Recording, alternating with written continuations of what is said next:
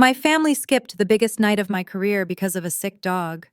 But 3 days later, when Forbes announced my startup sold for $80 million cash, my father texted me saying, "Family dinner at 7 sharp, we need to discuss your future."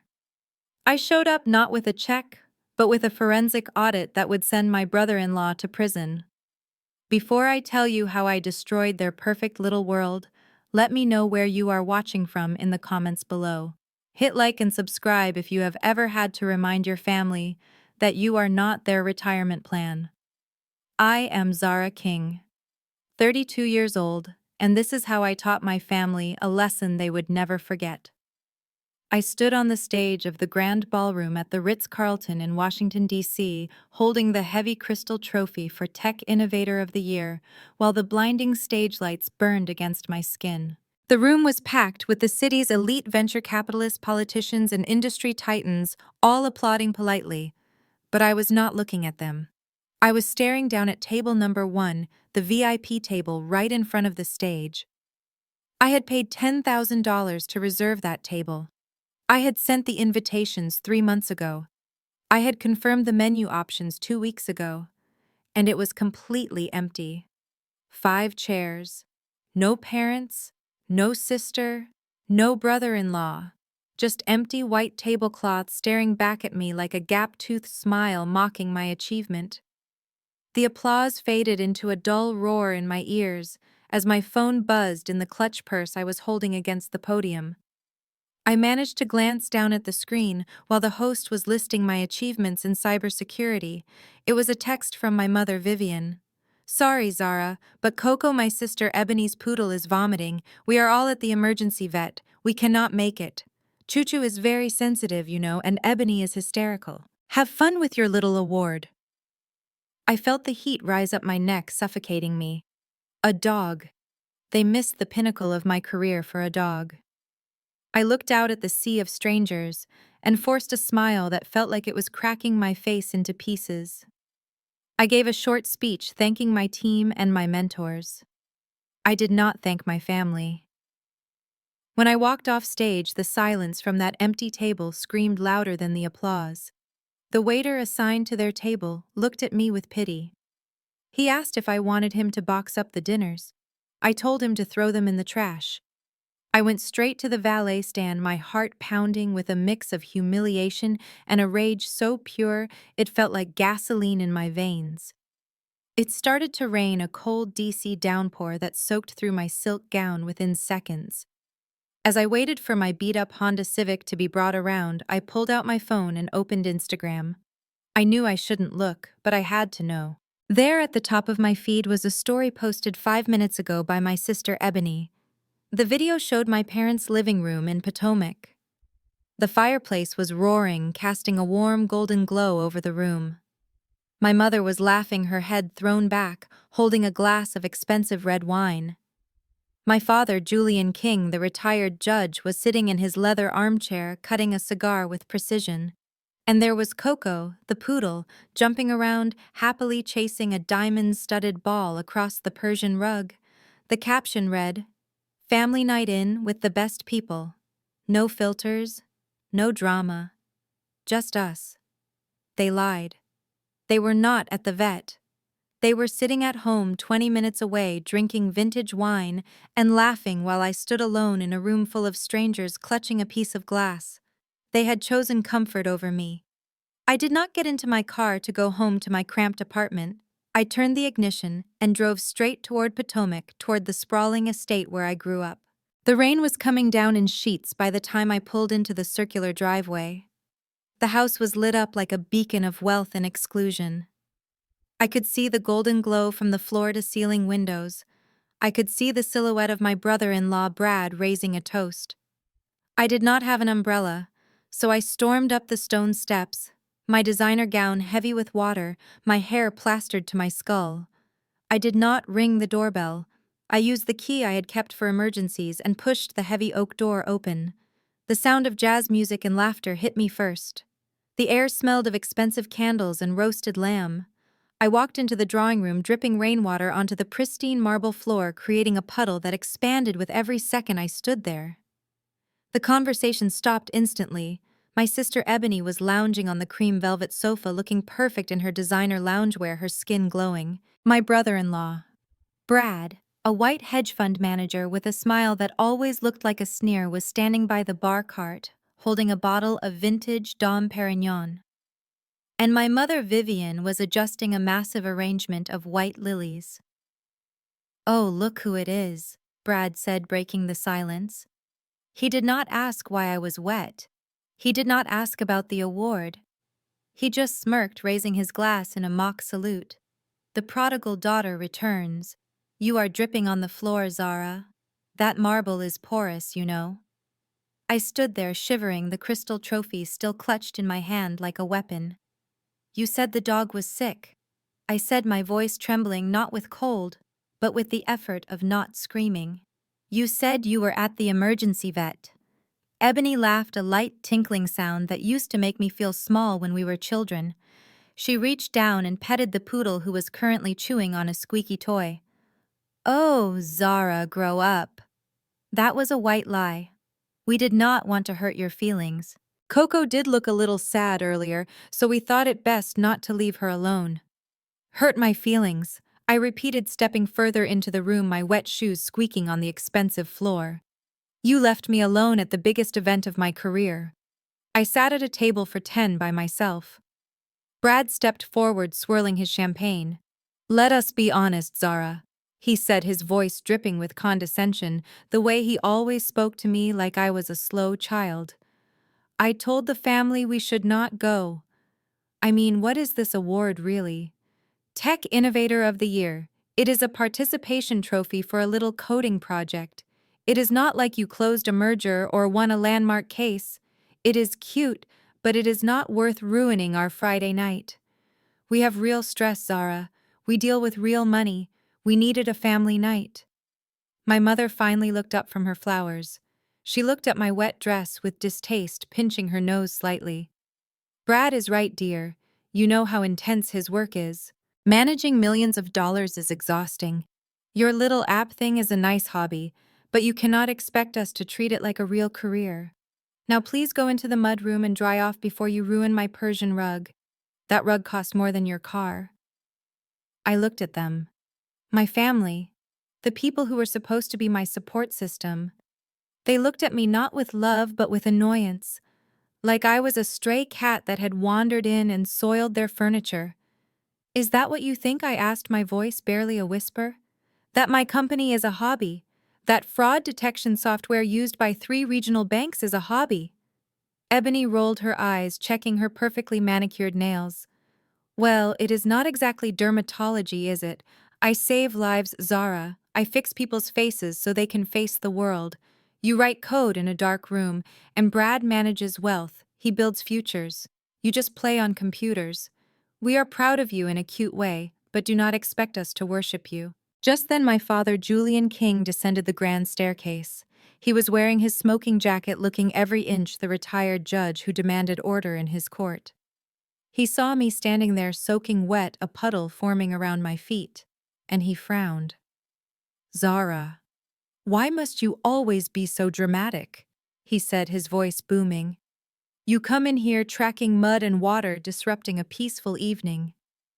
Is this about that dinner?" "It was an awards gala, Dad," I said, my voice rising for the first time.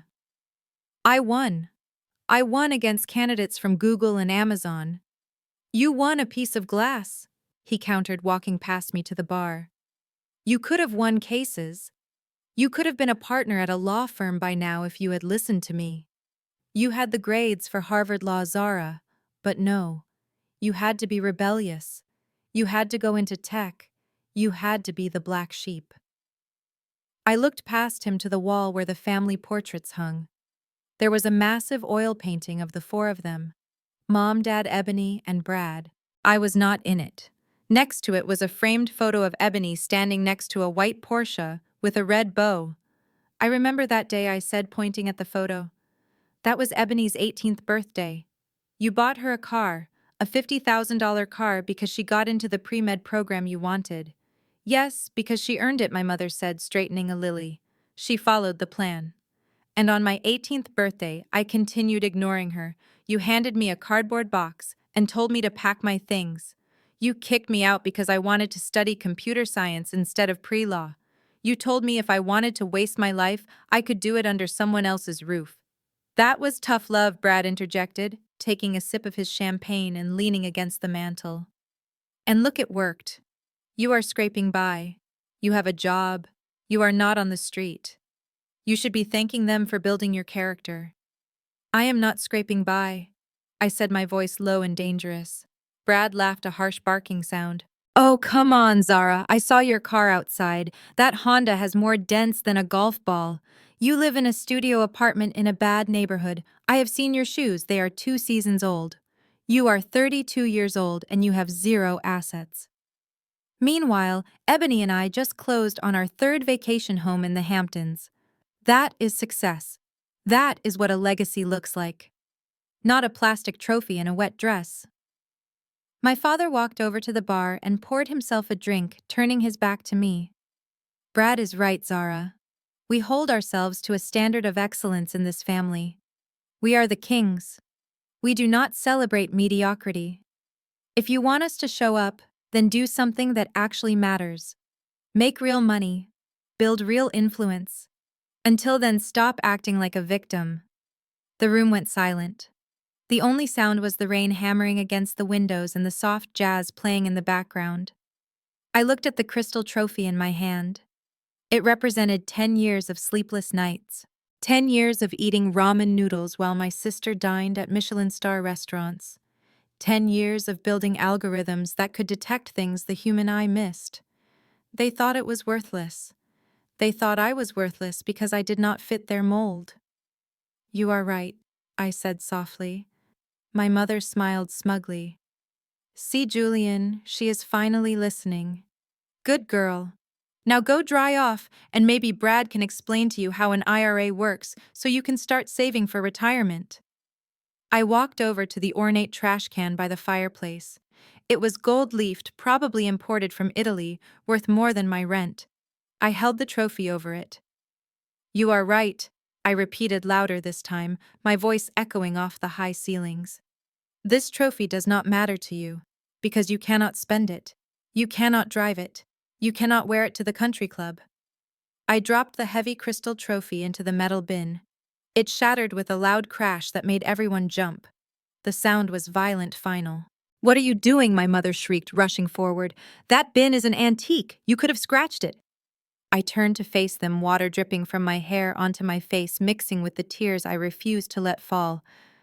I am done, I said. I am done begging for a seat at this table. I am done trying to prove that I am worth something to people who only value net worth. You want real money. You want real influence. Fine. But when I get it, do not expect me to share it. Brad scoffed, shaking his head. Oh, sweetie, do not worry. We do not need your pennies. We have generational wealth. We have portfolios you could not even understand.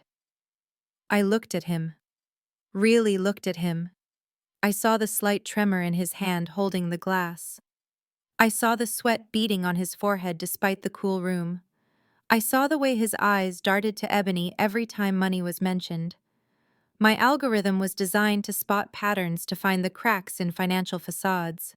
And standing there looking at my arrogant brother-in-law, I saw a crack. I walked to the door, leaving a trail of water on the marble. Where are you going? My father demanded. We have not dismissed you. You stay here and clean up this mess.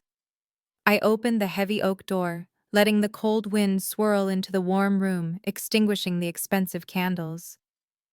I am dismissing myself, Dad. Enjoy your champagne.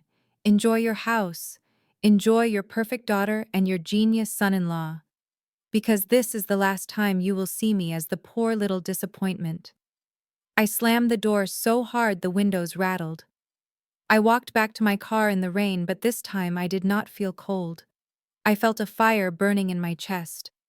I sat in the driver's seat and gripped the steering wheel until my knuckles turned white. They wanted success. They wanted wealth. They wanted power.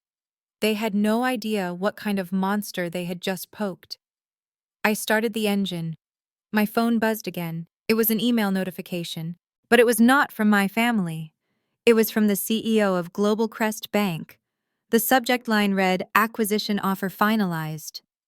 I looked back at the mansion looming in the dark. "You have no idea what you just started," I whispered to the rain. I put the car in gear and drove away into the dark night, leaving the mansion and my family behind in the rearview mirror. 72 hours passed in a blur of caffeine and coding. I did not go home to my cramped apartment. I stayed in my office, sleeping on a yoga mat under my desk and surviving on protein bars. I needed to be here. I needed to be ready. My lawyer Darius had finalized the paperwork at midnight on Sunday. The ink was dry. The wire transfer was pending. I was just waiting for the world to wake up. On Monday morning at exactly 6 a.m., the news broke. I was standing by the window of my small office watching the sun rise over the Washington, D.C. skyline when my computer screen lit up with notifications.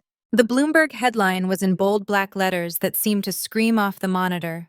Global Crest Bank acquires forensic fintech startup TruthScan for $80 million in all-cash deal. I stared at the number. $80 million. It was not a valuation based on stock options or future projections. It was cash. Cold, hard liquidity. The article described my algorithm as a revolutionary tool for detecting complex financial fraud and money laundering patterns that human auditors missed. They called me a unicorn. They called me the new face of fintech. In an instant, I went from being the disappointment of the King family to one of the wealthiest self-made women under 35 in the country. My inbox, which usually contained overdue bill notifications and spam, suddenly flooded with thousands of emails. Venture capital firms that had rejected my pitch deck 2 years ago were now sending me congratulatory notes, claiming they always knew I had potential. LinkedIn requests poured in by the second. The silence of my office was replaced by the constant pinging of digital validation. I took a sip of my cold coffee and felt a strange sense of detachment. The world was screaming my name, but I was listening for a specific reaction. Across town in the sprawling King estate, the morning routine was likely unfolding as it always did. I could picture it perfectly. My brother-in-law, Brad Sterling, would be sitting at the head of the breakfast table in his silk robe, reading the financial news on his tablet while sipping his imported espresso. He prided himself on knowing the market before anyone else. He liked to lecture the family on trends and futures using big words to mask his mediocre returns. I imagined the moment his eyes landed on the headline. He probably choked. The hot coffee would have sprayed over the screen as his brain tried to process the impossible combination of words. Zara King, 80 million, cash. He would have read it again, his hands starting to tremble. He knew what my software did. He knew because he had mocked it. He had called it a cute little privacy invader. But Brad was a hedge fund manager. He understood better than anyone what it meant when a major bank bought a fraud detection tool for that kind of money. It meant the software worked. It meant it could see things. Things like hidden assets. Things like shell companies.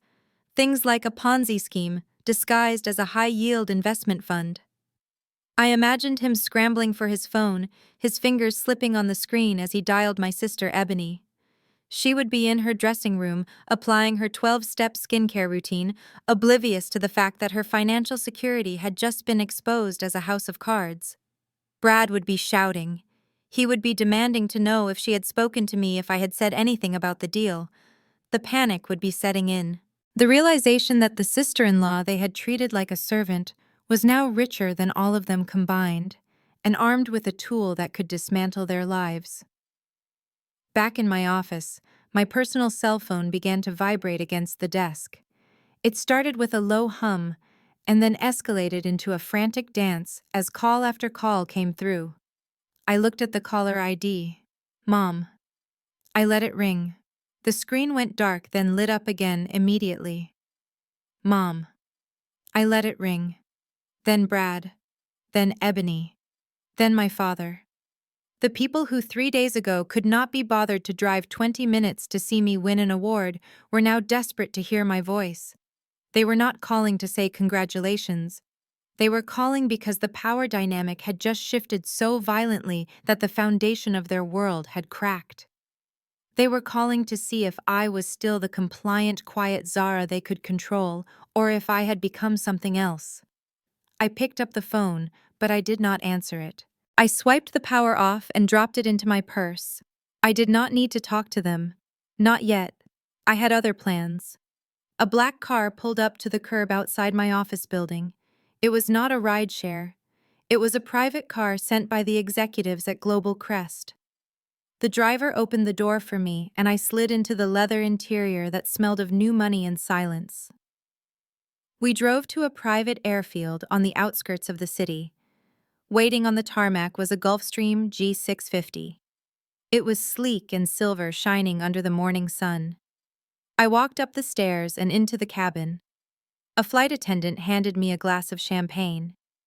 It was the same vintage Brad had been drinking the night I stormed out of his house, but this glass was chilled to perfection and offered with genuine respect. I sat in a window seat and watched the ground fall away as we took off. I was heading to a private island in the Caribbean for a week. No internet, no family drama. Just me, the ocean, and the realization that I had won. I needed to let them sweat. I needed them to sit in that big house with their mortgages and their secrets and wonder what I was going to do next. I needed Brad to look at his ledgers and realize that TruthScan wasn't just a product I sold. It was a weapon I owned. When we reached cruising altitude, I turned my phone back on for just a moment to check the time. The lock screen was full. 100 missed calls, 50 text messages, and right at the top, 27 missed calls from Mom. I turned the phone off again and tossed it onto the empty seat across from me. I took a sip of champagne and looked out at the clouds. While I was watching the ocean from my private villa, Brad Sterling was watching his life disintegrate. The view from his corner office in downtown D.C. usually made him feel like a god, but today it looked like the edge of a cliff. He slammed the receiver of his vintage landline down so hard the plastic cracked. The voice on the other end had been an auditor from the Securities and Exchange Commission. They were coming. They wanted to see the ledgers for the Sterling Growth Fund by next Friday. Brad loosened his silk tie, feeling the cold sweat trickle down his back. To the world, he was the golden boy of finance, the man who could turn $1 into 1,000. To the reality of his bank accounts, he was a fraud. There was no growth in the Sterling Growth Fund. There hadn't been for 2 years. He had been running a classic Ponzi scheme using new investments to pay off the dividends of the old ones, skimming a fat management fee off the top to fund his lifestyle. But the market had turned. The new money had stopped coming in, and the hole in his balance sheet was gaping. $5 million. He needed $5 million in liquid cash within 5 days, or he wasn't just going bankrupt, he was going to federal prison. The door to his office swung open and my sister Ebony stormed in. She looked immaculate in a white Chanel suit, but her eyes were wild. She didn't knock. She threw her crocodile Hermes Birkin bag onto one of the leather guest chairs and began pacing the room. "My black card was declined, Brad," she hissed. "I was at the jeweler trying to pick up the earrings for the gala, and the card was declined. Do you know how embarrassing that is?"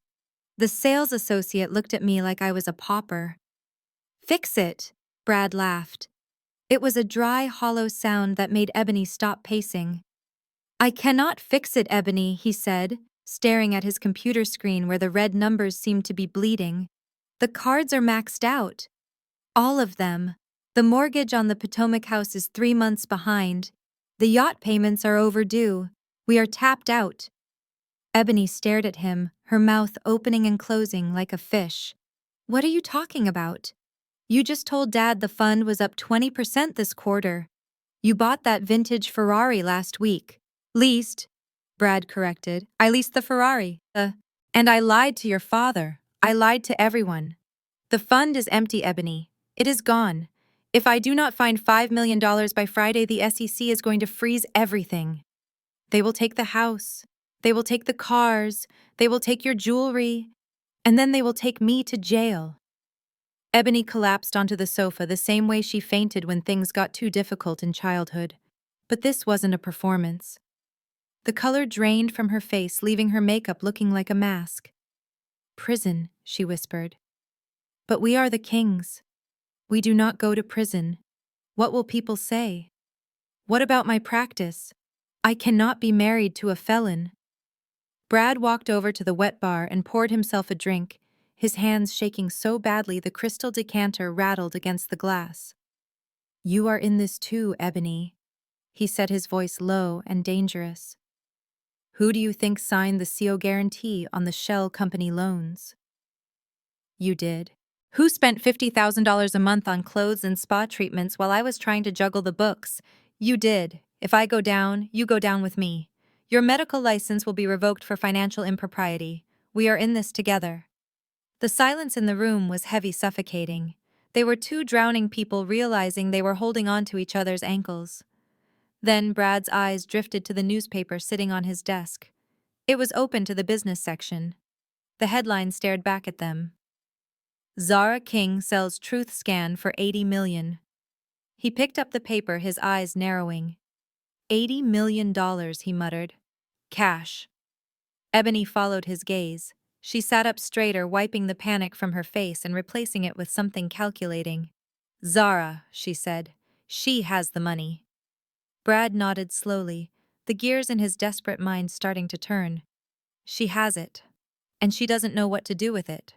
She's a tech geek, Ebony. She wears sneakers to meetings. She lives in a studio apartment. She has no idea how to manage wealth of that magnitude." He walked back to his desk and picked up his phone. The fear was receding, replaced by the arrogance of a predator spotting a wounded animal. "She needs help," he said. "She needs guidance. If that money just sits in a bank account, she will lose half of it to taxes. She needs a tax shelter. She needs a diversified portfolio. She needs a family trust." Ebony stood up, smoothing her skirt. "A family trust," she repeated, testing the words. "Managed by you." "Exactly," Brad said. "If I can get control of her assets, even just a portion of them, I can cover the $5 million hole. I can pay off the investors who are asking questions. I can make the audit go away. And then we can invest the rest properly. We can save her from herself." "Save her from herself." Ebony echoed, a small smile playing on her lips. "She really is helpless with money. Remember when she asked Dad for that loan for her startup? She didn't even have a business plan." "Right," Brad agreed. "She got lucky. One lucky algorithm doesn't make her a genius. It makes her a lottery winner. And lottery winners always go broke because they don't have financial literacy. We have a moral obligation to step in." He unlocked his phone and dialed my father's number. He put it on speaker so Ebony could hear.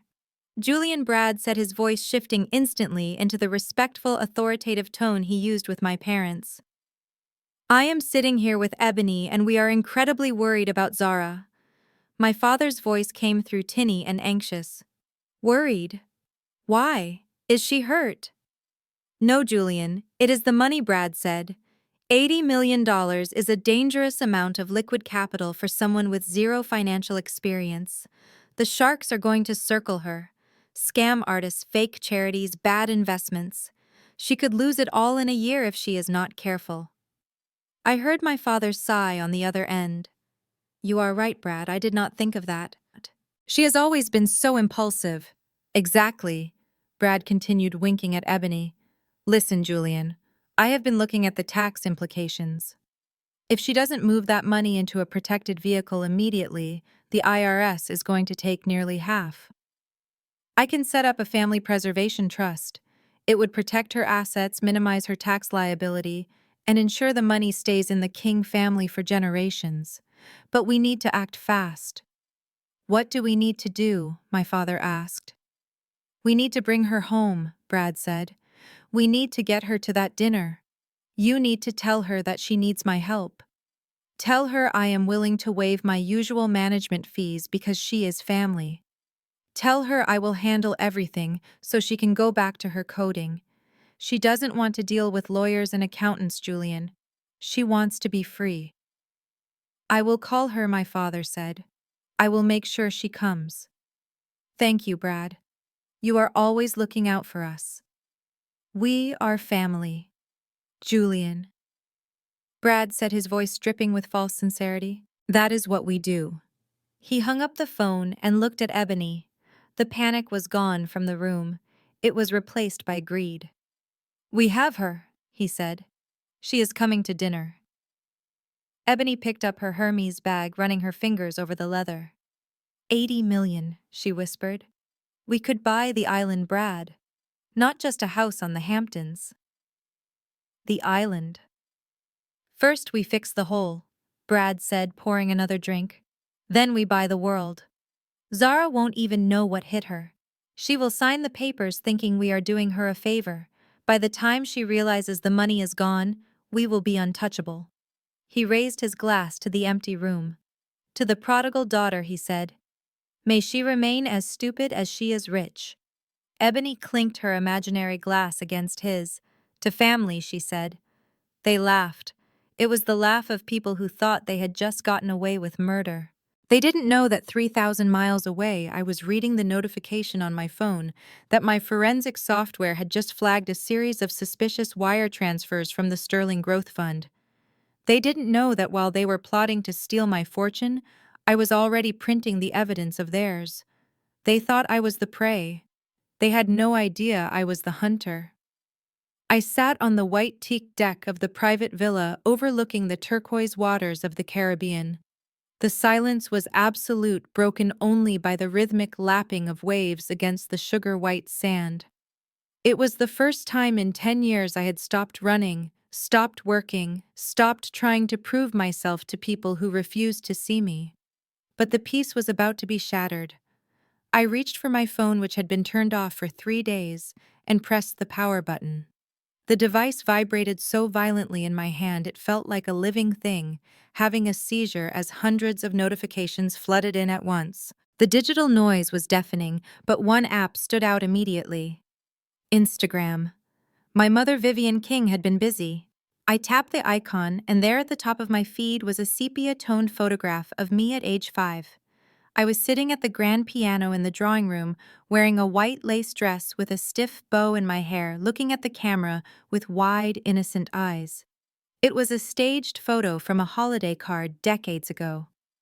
I remembered that day vividly, because 10 minutes after the photo was taken, my mother had scolded me for touching the ivory keys with sticky fingers, telling me I lacked the grace to be a musician like my sister. But the caption today told a very different story. It read, "My beautiful Zara." Even then I saw the spark of genius in her eyes. A mother always knows. So incredibly proud of my baby girl for conquering the tech world and showing everyone what the King legacy is all about. Proud mom, hashtag Tech Titan. Black excellence, hash my heart. I laughed out loud, a harsh sound that startled a seagull perched on the railing. A mother knows. The only thing Vivian King knew was how to spot a photo opportunity. This was the same woman who told me 3 days ago that I was ruining her Persian rug with my failure. The same woman who said my career was a cute hobby. Now that the world knew I was worth $80 million, suddenly I was her genius baby. I scrolled through the comments. They were nauseating. Her entire social circle, the ladies from the Jack and Jill Club, the wealthy matriarchs of the DC elite were all chiming in. You raised her well, Vivian. Excellence runs in the DNA. What a blessing. My mother was liking every single comment, hearting every compliment, curating her image as the supportive matriarch behind the success. She was rewriting history in real time, erasing years of neglect with a single social media post. Then came the voicemail. I saw a notification from my father, Julian. One new voicemail left 2 hours ago. I pressed play and put the phone on speaker, letting his voice drift out over the Caribbean Sea. Zara. His voice was breathless, weak, trembling in a way I had never heard before. It sounded like a performance worthy of a courtroom drama. Zara. I saw the news. My heart. I am having palpitations. The doctor says it is stress, but I know it is just the shock. The joy and the fear all mixed together. We need you home. The family needs to be together at a time like this. I cannot handle this excitement alone. Please come home, daughter. We need to protect you. We need to protect the family name. I stared at the phone. He was not sick. He was terrified. He was using his health as a leash to yank me back into the yard. It was the oldest trick in the King family playbook. If authority did not work, use guilt. If guilt did not work, use fear. He wasn't having heart palpitations because of joy. He was having them because he knew Brad's financial house of cards was about to collapse, and my money was the only thing that could shore it up. They did not want to see me. They wanted to see my bank account. I took a sip of my iced tea, the condensation dripping onto my hand. I waited for the pang of guilt, the familiar urge to rush to my father's side to be the good, dutiful daughter. It never came. Instead, I felt a cold clarity settling over me like a suit of armor. They wanted to protect the legacy. They wanted to protect the money. They thought I was still the desperate little girl who would do anything for a scrap of affection. They had no idea that girl had died the night I threw that trophy in the trash.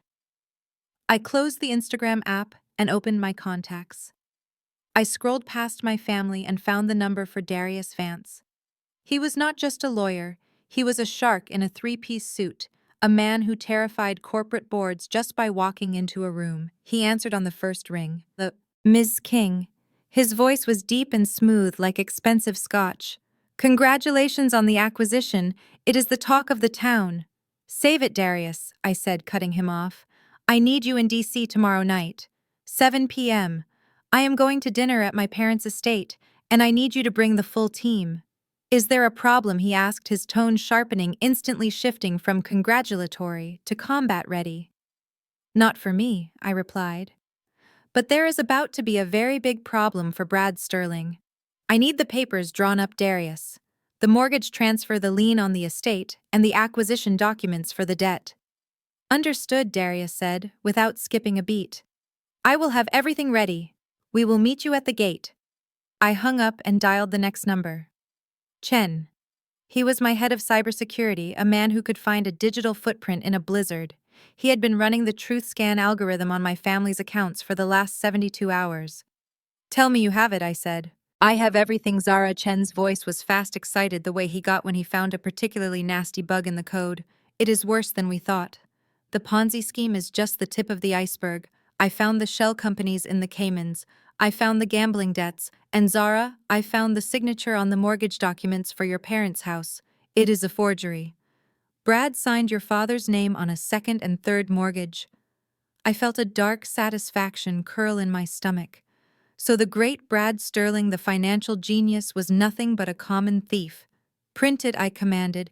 Print it all. Every bank statement, every email, every forged signature. I want a physical copy. Bind it in leather, Chen. Make it look like a gift. Consider it done, Chen said. I hung up the phone. I looked out at the ocean one last time. The turquoise water was calm, beautiful, and indifferent. The vacation was over. It was time to go to work. I opened my text messages. My father's thread was at the top, desperate and pleading. I typed a reply, my fingers moving steady and sure. I will be there. Family dinner, 7 p.m. tomorrow. I hit send. Then I smiled. It was the smile of the wolf engaging with the sheep. They wanted a family reunion. I was going to give them a funeral. I stood up and walked back into the villa, leaving the view behind. I had a plane to catch and a brother-in-law to destroy. The tires of the black Bentley crunched softly against the gravel of the circular driveway, a sound that whispered power rather than the desperate screech of my old Honda.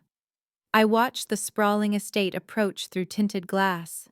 The last time I was here, rain had been lashing against the windshield, and I had been a shivering disappointment begging to be let in. Tonight the sky was clear, and the house was illuminated like a stage set for a play I already knew the ending to. Every window glowed with warm, inviting light, a desperate attempt to project the image of a happy, prosperous home. But I knew better. I looked at the mansion, and I didn't see a home. I saw a liability.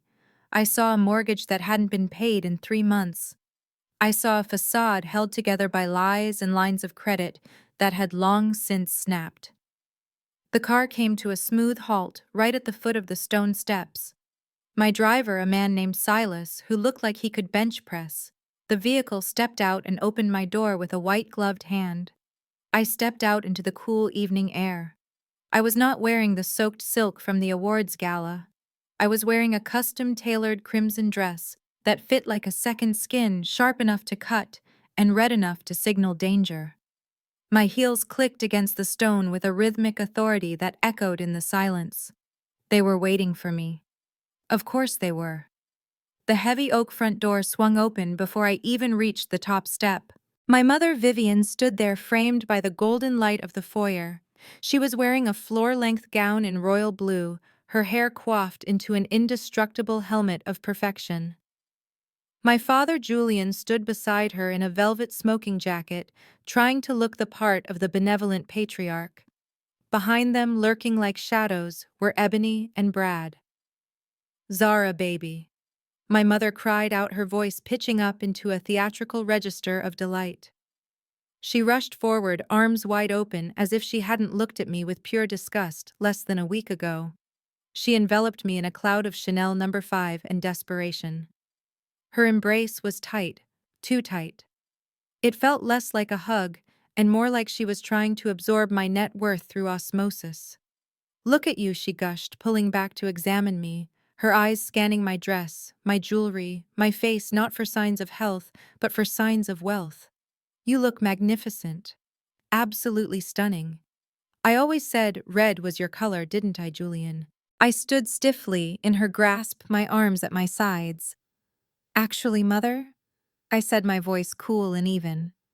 "You always told me red was too bold for someone with my complexion. You said I should stick to beige so I wouldn't draw attention to myself." Her smile faltered for a fraction of a second, a tiny crack in the porcelain before she plastered it back on. "Oh, nonsense. You must be remembering wrong. I have always known you were meant to stand out. Come inside. Come inside. The neighbors are watching." She ushered me into the foyer. The house smelled the same, a mix of expensive lilies and lemon polish. But now that I knew the truth, the scent cloyed in my throat. It smelled like decay masked by perfume. I walked past the spot on the marble floor where I had dripped rainwater, and I saw my father eyeing the floor nervously, as if expecting me to stain it again.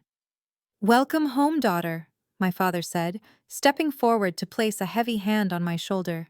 He squeezed it, a gesture meant to convey fatherly pride, but it felt heavy, possessive. "We are so glad you came to your senses and came home. We have so much to discuss. The family legacy is expanding, and we need to make sure we are all moving in the same direction." I looked at him, at the lines of stress etched around his eyes that no amount of Botox could hide. He wasn't looking at his daughter, he was looking at a bailout. "It is good to see you, Father," I said, stepping out from under his hand. "I wouldn't miss this for the world." We moved into the formal dining room. The table was set for 5, but it looked different than usual. They had brought out the good china, the stuff usually reserved for senators and visiting dignitaries. The centerpiece was a massive overflow of orchids. "We wanted tonight to be special," Ebony said, walking up beside me. She linked her arm through mine, a gesture of intimacy we hadn't shared since we were toddlers. She was wearing emerald green and a smile that didn't reach her eyes. "We wanted to celebrate you properly. No dogs tonight, just us." She laughed, a brittle sound. I looked down at her arm, hooked through mine, and gently extricated myself. "That is so thoughtful, Ebony," I said.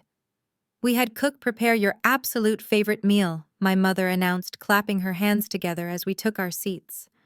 I sat at my usual spot on the side, but my father gestured frantically. "No, no, Zara.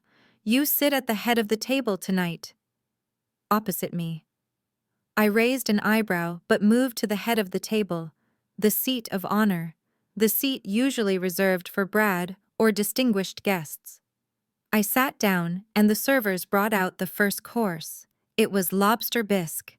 I stared down at the creamy pink soup, the chunks of lobster meat glistening under the chandelier light. The smell wafted up rich and heavy. "Oh, Zara, look!"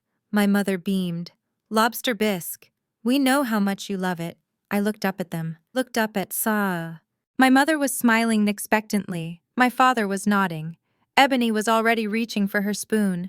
"I haven't eaten shellfish in 15 years, Mother," I said quietly. "I developed an allergy in college. You visited me in the hospital when I went into anaphylactic shock. Remember, you complained about the cafeteria coffee the whole time." The room went dead silent. The only sound was the clinking of Brad's spoon against his bowl as he froze mid-motion. My mother's smile began to tremble. "Oh," she stammered. I must have confused you with Ebony," I finished for her. "Ebony loves lobster bisque. It is her favorite meal. You made Ebony's favorite meal for my celebration dinner." Ebony flushed pink, matching the soup. "Well," she said, her voice shrill, "it is a delicacy, Zara. Most people would be grateful. And allergies can change. Maybe you grew out of it." I pushed the bowl away from me a few inches. The porcelain scraped loudly against the table. "I did not grow out of it, Ebony. Just like I didn't grow out of my memory." Brad cleared his throat loudly, desperate to bridge the awkward chasm opening up in the middle of the dinner. He stood up, grabbing a bottle of wine from the silver bucket. It was a Chateau Margaux vintage.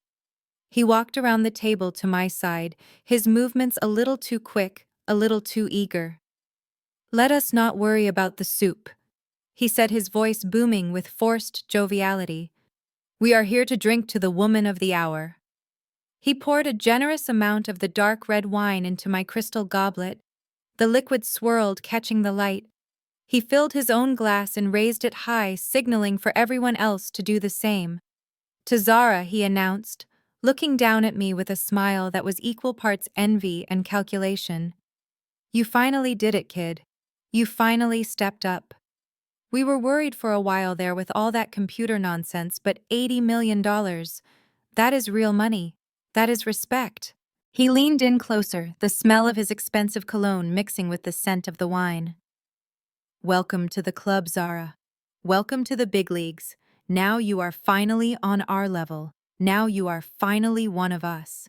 He clinked his glass against mine, a sharp ringing sound that hung in the air. He stood there waiting for me to pick up my glass, waiting for me to drink the Kool-Aid, waiting for me to accept his validation as the prize I had been seeking my whole life. I looked at the wine. I looked at Brad's sweating face. I looked at my parents watching me with hungry eyes. They thought this was the moment. They thought they had me. They thought that by acknowledging my money, they were acknowledging me. I did not reach for the glass. I placed my hands flat on the table on either side of the plate. I couldn't eat. I looked Brad dead in the eye. "Your level?" I asked, my voice soft, but carrying to every corner of the silent room. I let the question hang there. I didn't drink. I didn't smile. I just sat there, the queen in her red armor, watching the jester dance. "Sit down, Brad," I said. "We have work to do." The servers cleared away the untouched lobster bisque in a silence so thick it felt like a physical weight pressing down on the table. My mother Vivian dabbed at her lips with a linen napkin, her eyes darting around the room as if searching for a script she had lost. She tried to fill the void with chatter about the weather in Paris, asking if I had visited the Louvre or shopped on the Champs-Élysées. I gave her monosyllabic answers, allowing her questions to die in the air. I was not there to discuss art or fashion. I was there to watch them squirm. The main course arrived. Rack of lamb with a mint reduction, my father's favorite. The smell of roasted meat filled the room, grounding the surreal atmosphere in something primal. My father, Julian King, cleared his throat. It was a sound that used to make me freeze as a child, the signal that court was in session, and a verdict was about to be delivered. He placed his knife and fork down with deliberate precision and looked at me across the floral centerpiece. "Zara," He began, his voice taking on the deep, resonant tone he used when he wanted to sound benevolent. We have not been the best at communicating lately. I will admit that. We have been distant. But money changes things. It changes people. It changes how the world sees you, and more importantly, it changes how vulnerable you are. He paused, letting the word vulnerable hang in the air like a threat. We built the king name on stability, he continued. On prudence, on legacy. Your grandfather worked himself to the bone to give us a foothold in this society. I spent 40 years on the bench ensuring our reputation was spotless. And now you have come into a significant fortune. $80 million is a life-changing amount, Zara. But it is also a dangerous amount. It attracts wolves. It attracts charlatans. It attracts people who want to strip you bare and leave you with nothing. I cut a piece of lamb, my movements slow and deliberate. I am aware of the risks, Father, I said without looking up. I run a fraud detection company. Spotting wolves is literally my job. Brad laughed, a short, nervous bark. That is software, Zara. That is code running on a server. Real-world finance is different. Wall Street is a different beast entirely. It is not about binary code. It is about relationships. It is about leverage. It is about knowing where the bodies are buried and how to keep them there. My father nodded at Brad, giving him the floor. Brad reached under his chair and pulled out a thick, leather-bound portfolio. He placed it on the table with a heavy thud. It looked like a tombstone. He slid it across the mahogany surface, pushing aside the crystal salt shakers and the antique candle holders until it rested right next to my plate. We have been up all night working on this, Zara, Brad said, his voice dropping to a conspiratorial whisper. Because we love you. Because we are family. I called in favors from my best tax attorneys. I had my top analysts run the projections. This is the solution to all your problems. I looked down at the document. The cover was embossed with gold lettering. The King Family Preservation Trust. Open it, Brad urged. I flipped open the heavy cover. The pages were thick, cream-colored, covered in dense legal jargon. Here is the structure, Brad explained, his hands moving animatedly. We consolidate your assets, the $80 million from the sale plus any future earnings. We move it all into this trust. It shields you from liability. It minimizes your tax burden by routing the funds through a series of offshore entities I have already established. And the best part is the management. He leaned back in his chair, a smug smile playing on his lips. I am going to manage it for you, Zara. Normally, Sterling Growth charges a 2% management fee and takes 20% of the profits. That is the industry standard. But for you, I am waiving the fees, 0%. I will handle the investments, the diversification, the legal compliance. You will not have to lift a finger. You can go back to your computers or travel the world or do whatever it is you do. You will receive a monthly allowance, generous of course, and the principal will remain untouched, growing safely under my watch. A monthly allowance. I stared at the words on the page. Irrevocable power of attorney. Sole trustee. Bradley Sterling. So I sign this and you control everything?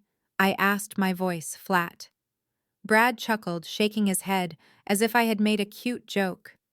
I do not control it, Zara. I steward it. I protect it. You are the beneficiary. I am just the guardian. You have to understand that wealth like this is a burden. It is stressful. You do not want to be waking up at 3 in the morning worrying about the Asian markets or the bond yield curves. Let me carry that weight for you. My sister Ebony chimed in, her voice dripping with faux concern. She reached across the table and patted my hand. Listen to him, Zara. Brad is a genius with this stuff. You know how you get. You get overwhelmed. You get anxious. You are an artist, really. Code is art, isn't it? You are creative. You are emotional. You are not built for the cold, hard world of finance. She took a sip of wine and continued, her eyes wide and earnest. Remember when you tried to do your own taxes in college and you cried for 2 days? You are just not good with numbers, Zara. Not real numbers. Leave the money to the men. Let Brad take care of you. It is what he does best. I looked at my father. He was nodding in agreement. It is for your own good, Zara, he said. We want to make sure you are set for life. If you try to manage this yourself, you will make mistakes. You will lose it.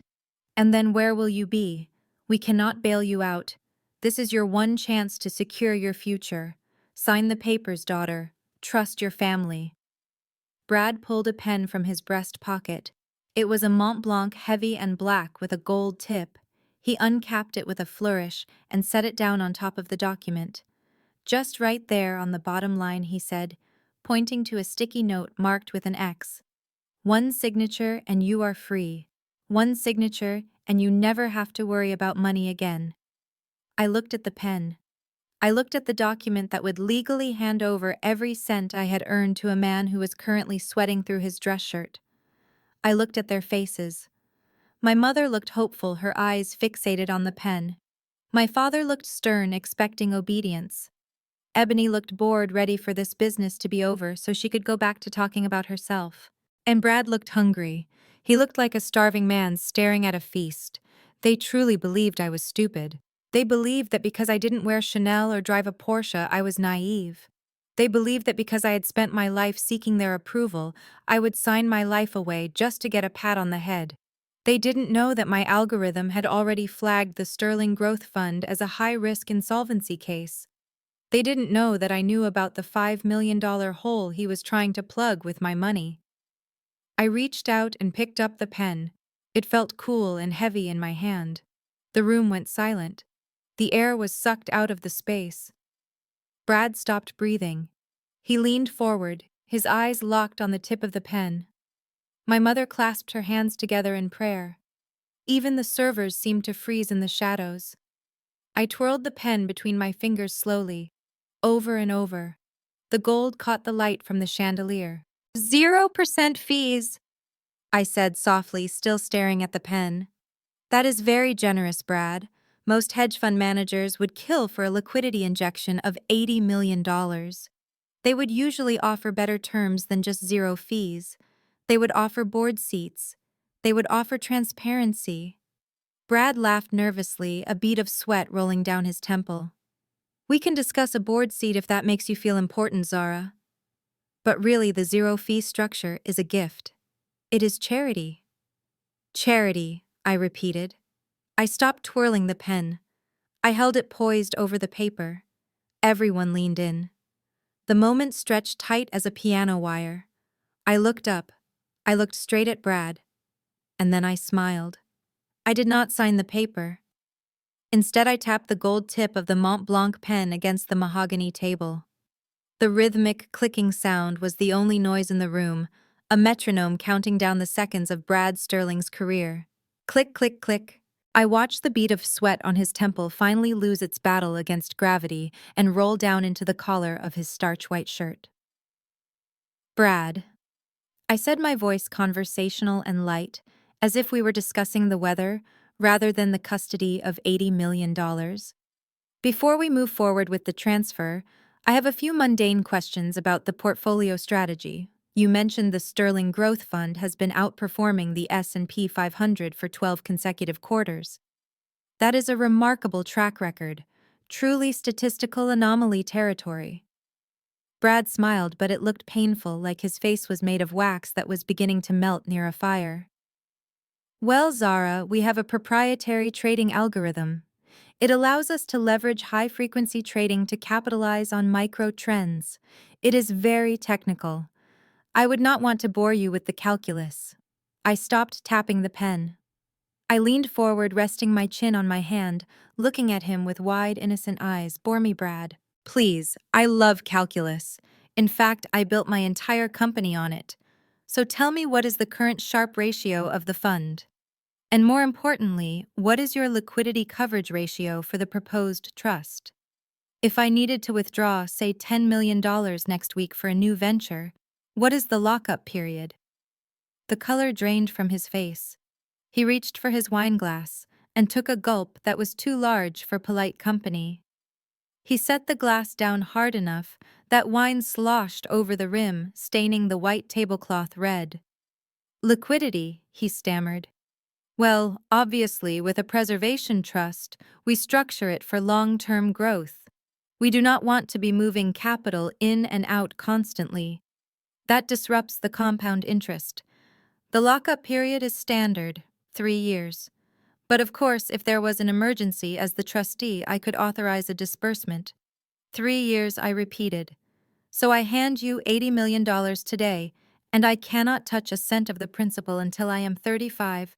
And in the meantime, you are investing it in what exactly? What is the asset allocation?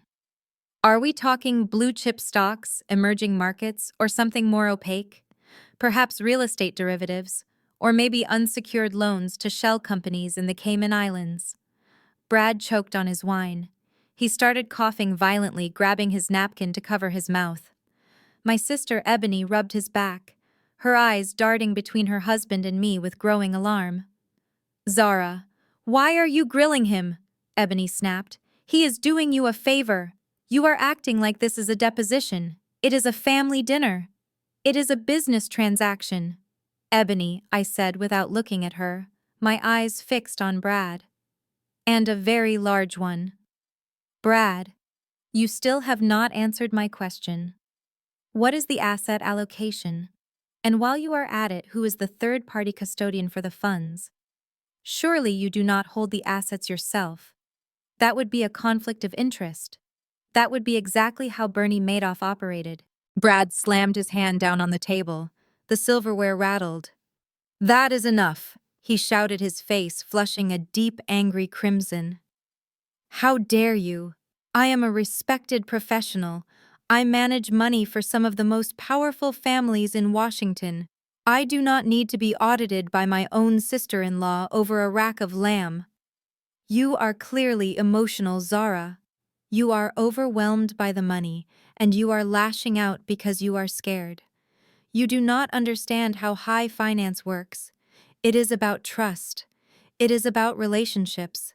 It is not about ratios and custodians. I laughed.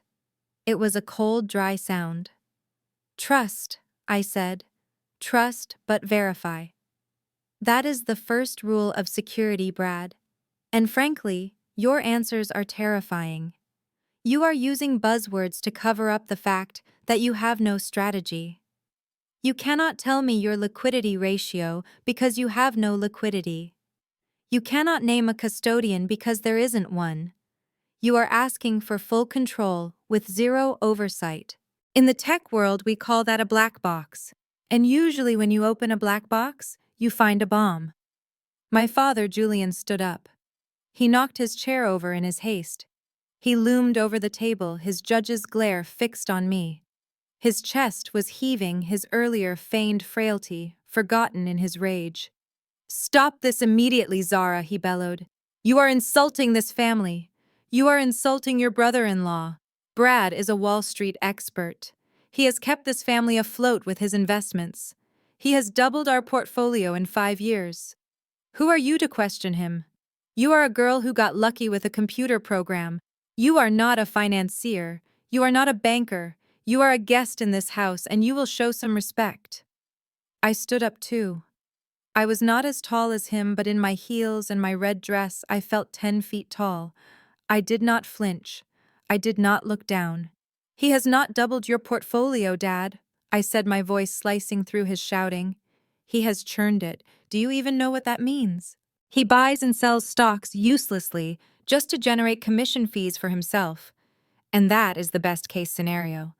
The worst case is that the statements he sends you every month are printed on a laser jet in his office and have no basis in reality. Lies. My father screamed, his face turning purple. Brad, show her the returns, put her in her place. We all looked at Brad. He was sitting slumped in his chair. He was not reaching for his phone to show the returns. He was not pulling out a ledger. He was wiping his forehead with a napkin that was already soaked through with sweat. He looked small. He looked cornered. I cannot show her right now, Brad muttered. His eyes fixed on his plate. The servers are down for maintenance. It is the weekend. The portal is closed. The portal is closed, I repeated incredulously. Brad, it is 2024. Banking portals do not close for the weekend. This is not a Chick-fil-A. I picked up the heavy legal document he had tried to make me sign. I held it up to the light. You know what I see when I read this, Brad. I see a man who is drowning. I see a man who needs $5 million by Friday to pay off investors who are asking for their money back. I see a man who is terrified of the SEC audit that is scheduled for next week. Ebony gasped. She covered her mouth with her hand. How did you know about the audit? She whispered before she could stop herself. Brad whipped his head around, looking at his wife with pure hatred. Shut up, Ebony, he hissed. I dropped the document back onto the table. It landed with a thud that sounded like a gavel. I know because I did my homework, I said. I know because TruthScan isn't just a fraud detection tool for banks. It is a forensic auditing system. And before I came here tonight, I ran a full diagnostic on you, Brad. I ran it on Sterling Growth. I ran it on your personal accounts. I ran it on the shell companies in the Caymans that you thought were hidden. My mother, Vivian, finally spoke. Her voice was trembling, small and frightened. Zara, what are you saying? I am saying, Mom, that your son-in-law is not a genius. He is not a Wall Street expert. He is a fraud. He has been stealing from you for years. He has leveraged this house 3 times. He has drained your retirement accounts. And he was planning to use my $80 million to plug the hole before the FBI found out. My father looked at Brad. He looked at the man he had praised for years, the man he had wished was his own son. He looked for a denial. He looked for righteous indignation. Brad, say something, my father whispered. Tell her she is crazy. Brad said nothing. He just stared at the tablecloth, his hands shaking uncontrollably. He cannot say anything, Dad, I said, because he knows I have the receipts. I looked at my father, my mother, and my sister. They looked like statues frozen in a moment of absolute horror. The illusion was shattering around them. The perfect family, the perfect life, the perfect legacy, it was all dissolving into smoke. You asked why I dared to question him, Dad. I said, my voice hard as diamonds. You asked why I dared to doubt the expert. I leaned over the table, getting right in Brad's face. He is not an expert, Dad. He is a gambler. And he just bet the house and lost. I have heard enough of this insanity, Brad shouted, pushing his chair back so violently that it tipped over and crashed onto the marble floor. The sound echoed like a gunshot in the silent dining room, causing my mother to jump and spill her wine. Brad stood there, chest heaving, his face a mask of righteous indignation that was slipping to reveal the sheer terror underneath. He adjusted his cufflinks with trembling hands, trying to summon the arrogance that had carried him through life so far. You are clearly having a mental breakdown, Zara, he spat out, his eyes darting toward the exit. The money has gone to your head, and you are paranoid. I will not sit here and be insulted by an amateur who thinks she understands high finance because she wrote a few lines of code. I am leaving. And Julian, I suggest you get your daughter a psychiatrist before she embarrasses this family any further. He turned on his heel and marched toward the double doors of the dining room, his footsteps heavy and fast. My father looked from Brad to me, his expression torn between his habitual loyalty to the golden boy and the gnawing realization that I might be telling the truth. Brad, wait, my father called out, half rising from his seat. But I did not move. I did not chase him.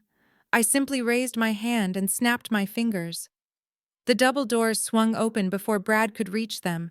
He stopped dead in his tracks, nearly colliding with the 2 men who blocked his path. Step aside, Brad snarled, trying to push past them. The first man did not budge. It was Darius Vance, my lawyer. He stood 6 feet 4 inches tall, in a bespoke suit that cost more than Brad's car. He looked down at my brother-in-law with the dispassionate gaze of a predator who has just spotted lunch. Beside him stood Chen, my head of cybersecurity, holding a ruggedized laptop and wearing a tactical vest under his blazer. They were not there for dinner. They were there for a demolition. Mr. Sterling Darius said, his voice deep and resonant, filling the room. I would advise you to return to your seat, unless you would prefer to have this conversation with the federal agents currently parked at the end of the driveway. Brad stumbled back, his face draining of all color. He looked at me, his eyes wide with betrayal. You called the police? I called my team, I said calmly, gesturing to the empty chair. Sit down, Brad. We are just getting started. Brad retreated to the table, walking like a man marching to the gallows. He righted his chair and sat down, shrinking into himself. My sister Ebony reached for his hand, but he pulled away, staring blankly at the centerpiece. My mother began to weep softly. Zara, what is happening? Who are these men? Why are you doing this to us? I stood up slowly, smoothing the silk of my red dress. I walked to the head of the table where I had been sitting and looked down at them. My family, the people who had dismissed me, ignored me, and underestimated me for 32 years. You asked me what my company does, Dad, I said, looking directly at my father. You called it a hobby. You called it a little app thing. You thought Global Crest Bank paid $80 million for a video game. I began to pace slowly around the table, my heels clicking rhythmically on the floor. TruthScan is not a game. It is an artificial intelligence engine designed for one specific purpose: forensic auditing. It does not just look at bank statements. It crawls through the digital bedrock of financial systems. It analyzes millions of transactions per second, looking for patterns that human auditors miss. It finds the ghost transactions. It finds the shell companies hidden 3 layers deep in tax havens. It finds the money that people think they have washed clean. I stopped behind my mother's chair, resting my hands on the back of it. She flinched but did not look up. When the bank acquired my technology, they did not buy it to help people save money on their taxes. They bought it to hunt down fraud. They bought it to catch the kind of white-collar criminals who hide behind expensive suits and country club memberships. It is a weapon, Dad, and I built it. My father was staring at me as if seeing me for the first time. The disdain was gone, replaced by a dawning horror. Before I came here tonight, I decided I needed to run a final beta test. I continued walking over to Darius. He handed me a thick, heavy folder. It was bound in red leather, the color of a warning signal. I needed a complex data set. I needed a network of accounts that were tangled enough to challenge the algorithm, but accessible enough for me to verify. I needed to test it on people I knew. I walked back to the table, holding the folder against my chest. So I inputted your social security numbers. Ebony let out a strangled gasp. You cannot do that. That is illegal. I ignored her. I inputted your bank account numbers, the trust fund data you sent me years ago, the mortgage information that is public record, and then I let TruthScan do what it was born to do. I let it dig. I stood directly across from Brad. He was refusing to look at the folder in my arms. He was staring at his water glass, watching the condensation slide down the side. I thought I would find some mismanagement. I said, my voice dropping to a whisper that carried more weight than a scream. I thought I would find maybe some aggressive tax loopholes, maybe some credit card debt you were hiding. I expected mediocrity, Brad, because that is what you are, mediocre. I slammed the red folder down onto the center of the table. The plates jumped, the wine glasses chimed. But I did not find mediocrity. I found a crime scene. I placed my hand on the cover of the dossier. This is the result of a 10-year forensic audit on the King and Sterling families. It details every wire transfer, every offshore account, every forged document, and every single lie you have told since the day you married my sister. Open it, Brad, I commanded. He did not move. Open it! I shouted, my voice cracking like a whip. My father reached out his hand, shaking violently, and flipped open the cover of the dossier. The first page was a summary graph, a red line plummeting straight down into the abyss. What is this? My father whispered. That is your net worth, Dad, I said. Or rather, what is left of it. Because according to my software, the man sitting next to you has not just lost his own money, he has lost yours. He has lost Ebony's, and he was about to lose mine. I pointed at the thick stack of papers. It is all there. The transfers from your retirement account to cover his margin calls. The second mortgage on this house that you supposedly paid off 5 years ago. The third mortgage that Brad took out last month by forging your signature digitally. My mother screamed a short, sharp sound of pure agony. My house, she wailed. Your house belongs to the bank, Mom, I said, and the bank was about to foreclose on it next Tuesday. That is why Brad needed my signature tonight. That is why he waived the fees. He did not want to manage my money. He wanted to use it to pay off the sharks before they took the keys to the mansion. I looked at Brad. He was weeping now, silent tears running down his face, ruining his perfect tan.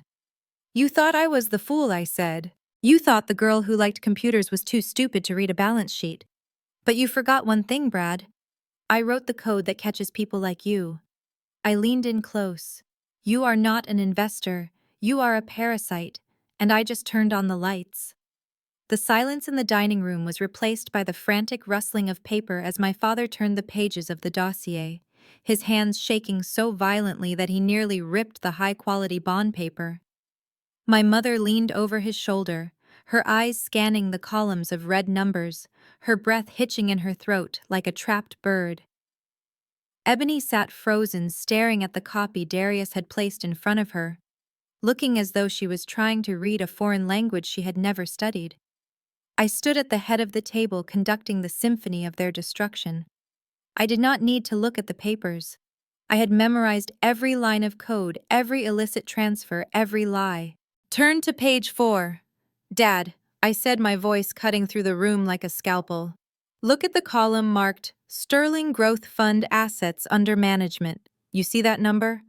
My father squinted, his face gray. It says 0, he whispered. But that cannot be right. Brad sends me statements every month. Last month, the statement said the fund had $50 million in assets. I walked over to the sideboard and poured myself a glass of water. Those statements are fiction, Dad. They are creative writing projects printed on high-gloss paper. Brad has been running a classic Ponzi scheme for 5 years. He takes money from new investors like his friends at the country club, and he uses it to pay dividends to the old investors to keep them quiet. He skims 15% off the top for management fees and another 10% for expenses. But the music stopped 6 months ago. The new investors stopped coming. The fund is empty. It is a ghost town. Brad made a noise in his throat, a strangled whimper like a kicked dog, but he did not speak. He was staring at the table, his eyes glazed over. Keep reading, I commanded. Page 10. Look at the transfers from the joint family accounts. You see those dates. March 12th, April 4th, May 2nd. Each one is a transfer of $200,000. My mother gasped, clutching her pearls. That was for the renovation, she said, her voice trembling. Brad said we needed to move the cash to a high-yield holding account before we paid the contractors. He said it was for tax efficiency. It was not for taxes, Mom, I said. It was for margin calls. Brad made bad bets on volatile tech stocks trying to win back the money he had already stolen. He lost it all.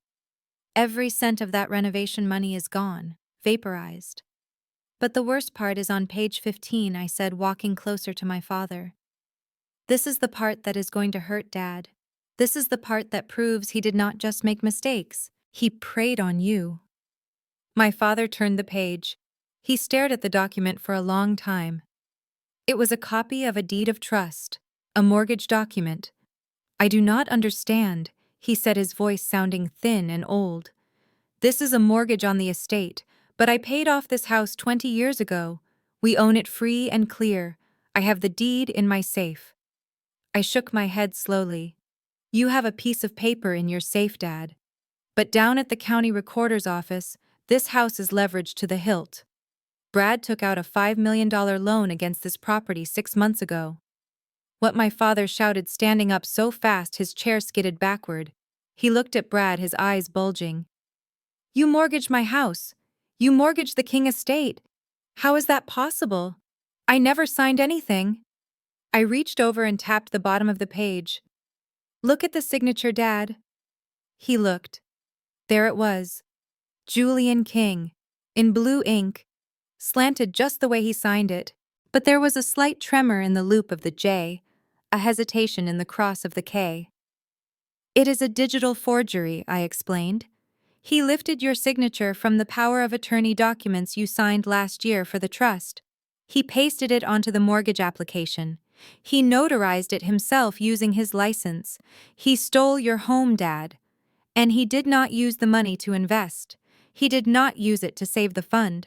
I turned to Brad, who was now rocking back and forth slightly in his chair. "Tell them where the $5 million went, Brad. Tell them about the crypto casinos." Ebony looked up from her trance. "Casinos," she whispered. "Your husband is a gambling addict, Ebony," I said.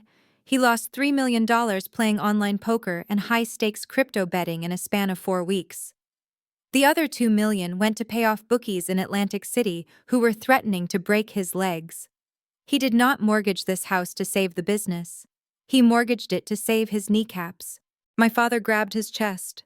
He let out a groan that sounded like a tree snapping in a storm. He swayed on his feet, his face turning a terrifying shade of ashen gray. "My house," he gasped. "My legacy. You stole my legacy." He lunged across the table. It was a clumsy, desperate movement. He wanted to grab Brad. He wanted to strangle the man he had treated like a son. But he was 70 years old, and his heart was breaking. He stumbled, knocking over a candelabra. Julie and my mother screamed, rushing to catch him. Brad saw his opening. The chaos, the distraction, the old man falling. He saw the red folder lying on the table, the evidence of his crimes, the paper trail that would send him to prison for 20 years. A feral sound tore from Brad's throat. It was not a word, it was a roar of pure panic. He jumped up from his chair, knocking it backward into the server, who dropped a tray of silver. Brad dove for the table, his hands outstretched, clawing for the dossier. "Give me that!" he shrieked, his eyes wild and bloodshot. "You cannot have it! It is mine!" He grabbed the leather binder, clutching it to his chest, as if it could save him. He turned to run, his eyes darting toward the French doors that led to the garden. He took one step. Chen, my head of cybersecurity, moved with a speed that defied his size. He had been standing silently in the shadows, a statue in a suit, but now he was a blur of motion. He stepped into Brad's path. He did not shout. He did not pull a weapon. He simply extended one leg in a perfect tactical sweep and drove his shoulder into Brad's chest. Brad hit the floor with a bone-jarring thud. The breath left his body in a whoosh. The red folder flew from his hands, sliding across the marble floor until it came to rest at my feet. Chen was on him in a second. He twisted Brad's arm behind his back and pinned him to the ground, his knee pressing into Brad's spine. Brad thrashed and kicked, screaming obscenities, slobbering on the expensive rug. "Get off me!" Brad yelled, his voice muffled by the floor. "Do you know who I am? I am Bradley Sterling. I will sue you. I will ruin you." I walked over to where he lay pinned like a butterfly in a display case. I picked up the red folder and dusted it off. I looked down at him.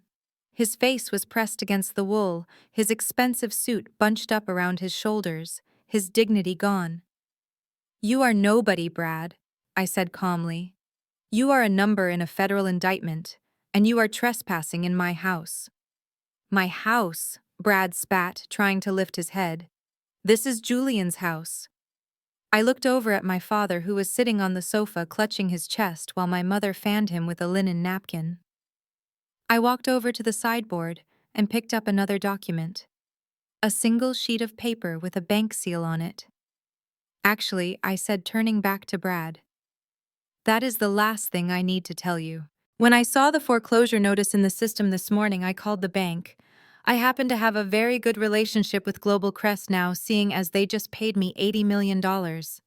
I bought the debt, Brad. I bought the bad loan you took out in my father's name." I held up the paper. "I own the mortgage now, which means I own this house. And unlike my father, I have zero tolerance for thieves." The room went silent again. The only sound was Brad's heavy breathing and my father's weak gasps. "Get him up, Chen," I said. Chen hauled Brad to his feet.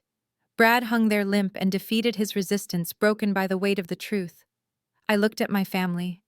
The dinner was ruined. The illusion was destroyed.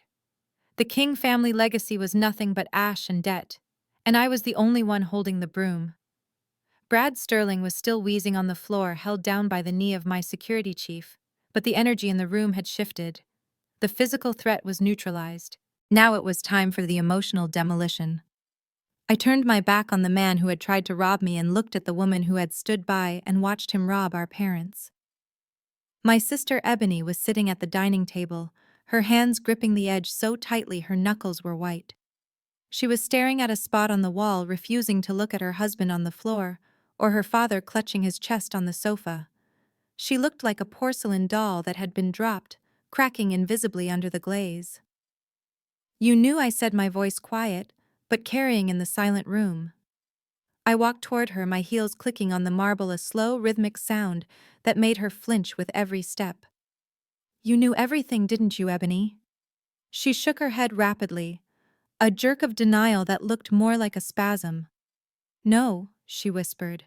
No, Brad told me investments were just down. He said it was a market correction.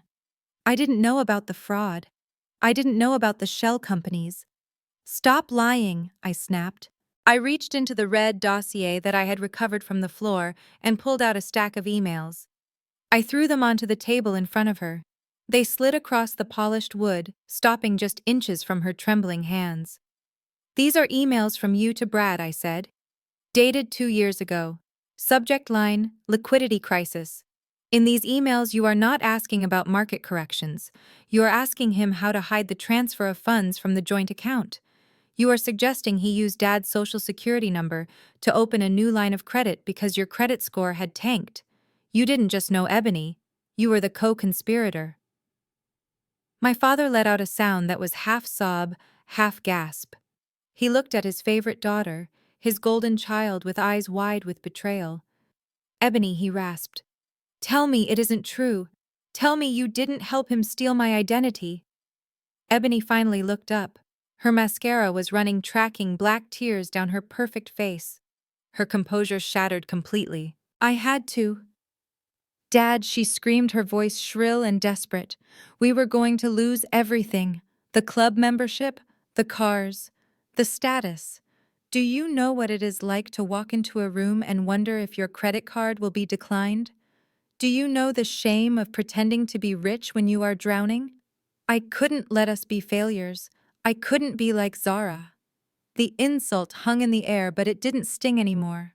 It just proved how deep the rot went. She had destroyed her family's financial future just to avoid looking like me. You sacrificed our parents for a country club membership, I asked, my voice dripping with disgust. You let Brad leverage this house until there was no equity left. But that wasn't enough, was it? When the banks stopped lending to Brad, you had to find money somewhere else. I turned to my mother, Vivian. She was still fanning my father, trying to keep him calm, but her eyes were fixed on me, terrified of what I was going to say next. She was wearing her favorite necklace, a heavy diamond choker that had belonged to her grandmother.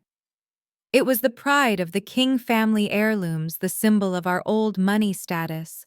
She wore it to every gala, every wedding, every important dinner. Mom, I said, walking over to her. That is a beautiful necklace. She touched the stones instinctively, her hand trembling. It is the family legacy, Zara, you know that. Your great-grandmother wore this. I wore it at my wedding.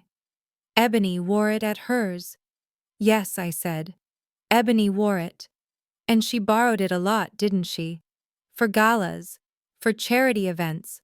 She was always borrowing your jewelry. My mother frowned, confused. Yes, she likes vintage pieces. What does that have to do with anything? I looked at Ebony. She had buried her face in her hands. She was shaking, her shoulders heaving.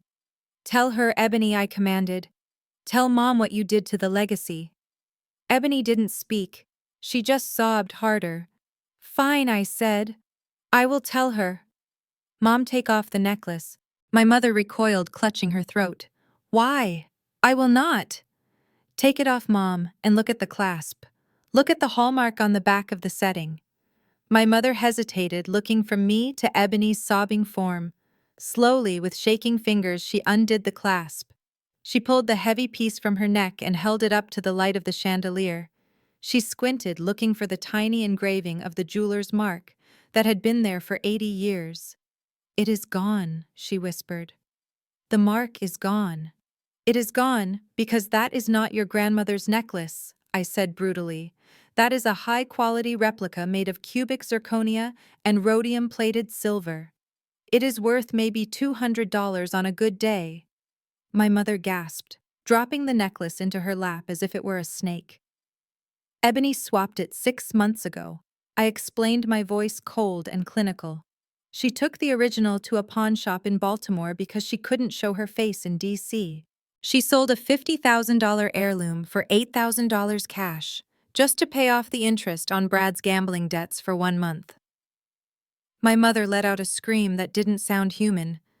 It was a primal wail of pure anguish. She grabbed the fake necklace and threw it across the room.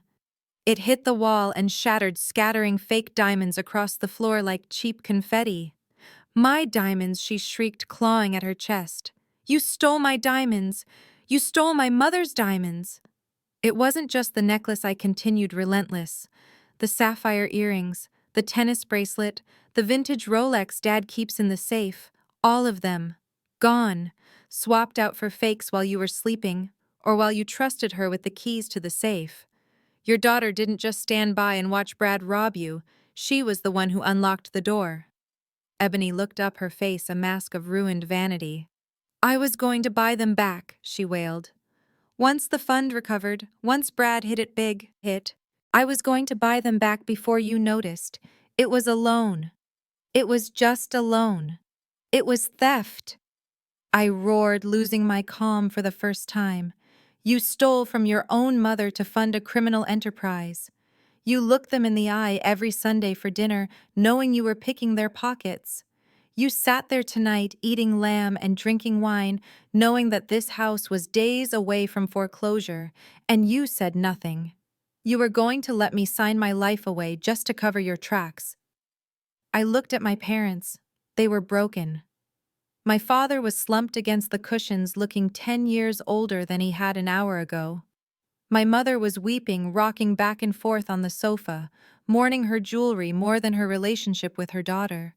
They had spent their lives worshipping the image of perfection, and now they were sitting in the ruins of it. "You wanted to talk about the future, Dad," I said, turning back to my father. "You called this meeting to discuss my future. But we need to talk about yours. Because as of this morning, you don't have one. Not in this house, anyway." My father looked up, his eyes hazy. "What do you mean?" I walked over to the table where the red dossier still lay open. I flipped to the very last page. It was a legal document stamped with the seal of Global Crest Bank.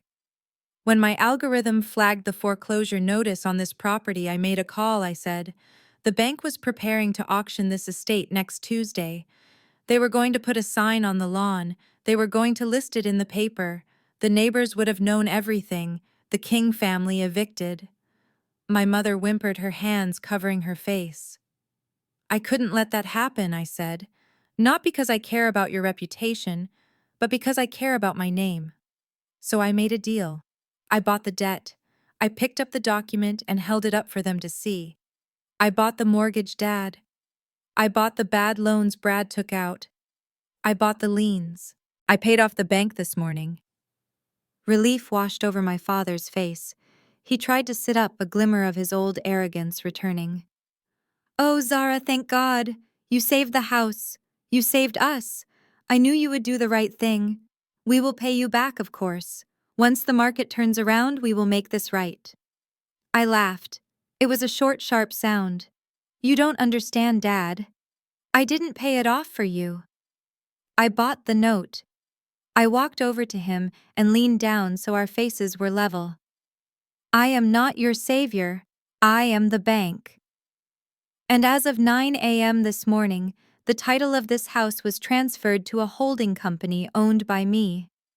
I straightened up and looked around the room at the high ceilings, the silk drapes, the marble floors. "This is not your house anymore. It is my house. You are living here because I allow it." "And Brad?" I pointed at the man on the floor who had stopped struggling and was listening in horror.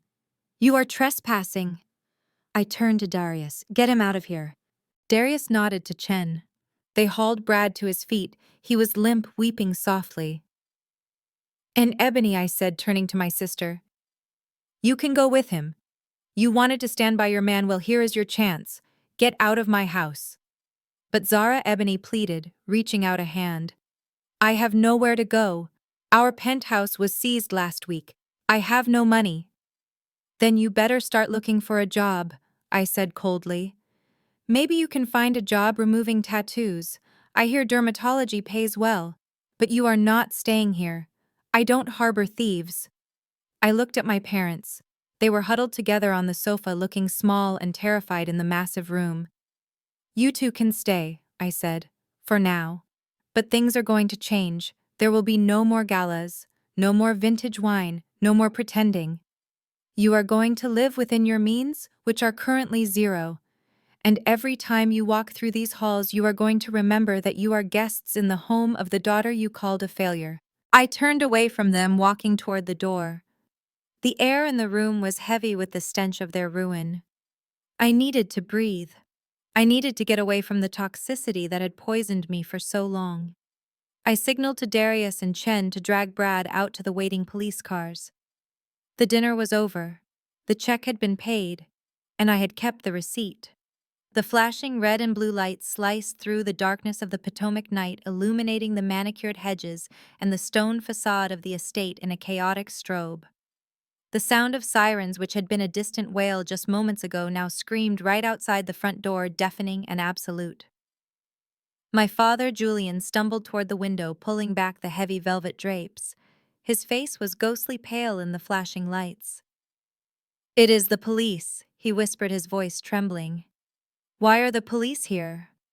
I stood calmly by the fireplace, watching the panic ripple through the room. "I did not call the police, Dad," I said, my voice cutting through the rising noise. "I called the FBI." The front door burst open. There was no polite knock, no ringing of the doorbell. A team of agents in windbreakers emblazoned with those 3 yellow letters stormed into the foyer. Their boots thudded heavy and authoritative on the marble floor. They moved with a precision that terrified my mother, who shrank back against the sofa, clutching her chest. Bradley Sterling, an agent, shouted, his voice booming off the high ceilings. "Federal agents, show us your hands!" Chen and Darius stepped back, releasing their grip on Brad. My brother-in-law stood there, swaying slightly. His expensive Italian suit rumpled his hair, a mess of sweat and gel. He looked at the agents, and for a second, I saw a flicker of the old arrogance, the belief that he could talk his way out of anything. "This is a misunderstanding," Brad stammered, raising his hands, palms out. "I am a hedge fund manager. I have friends in the Senate. You cannot just barge in here." The lead agent did not pause. He spun Brad around and slammed him against the wall. The sound of his face hitting the plaster made Ebony scream. "You are under arrest for wire fraud, money laundering, and securities fraud," the agent recited, pulling a pair of metal handcuffs from his belt. "You have the right to remain silent." I watched as the cold steel clicked around Brad's wrists. It was a sound I had imagined 1,000 times since I discovered the truth, but hearing it in reality was sweeter than I could have dreamed. It was the sound of justice. It was the sound of the end. Brad began to struggle. He twisted his body, trying to look back at us. His eyes were wild, darting around the room, looking for a lifeline, looking for a scapegoat.